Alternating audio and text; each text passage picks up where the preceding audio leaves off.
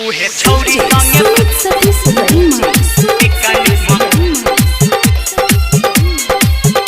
उहे छौरी संगे presented by DD Production House. उहे छौरी संगे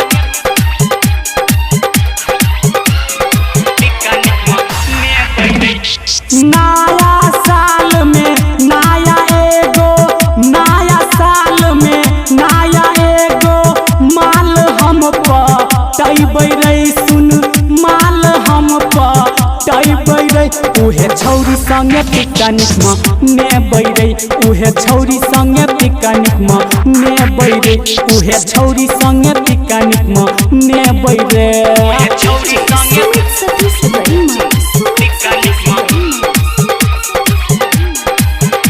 उहे छौरी संगे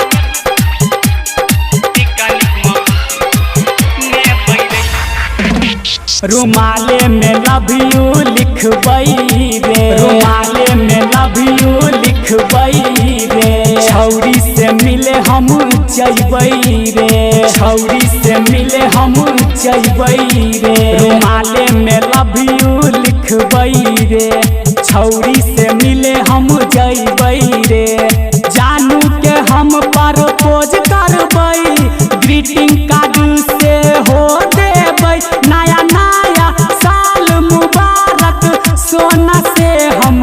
करबै रे सुन सोना से हम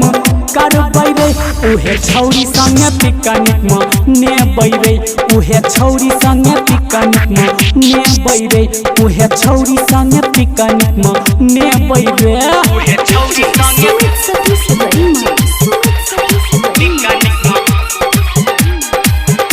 उहे छौरी संगे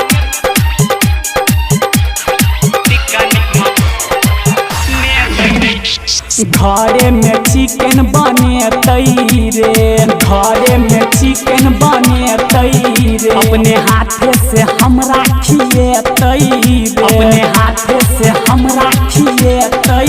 रे घरे में चिकन बनेतै रे हाथे से अपना खिएतै रे कहै छै घन श्याम राज रे लभर पर करबै नाज रे गुलाब के फूल राइटर विवेक से मंगेबै रे सुन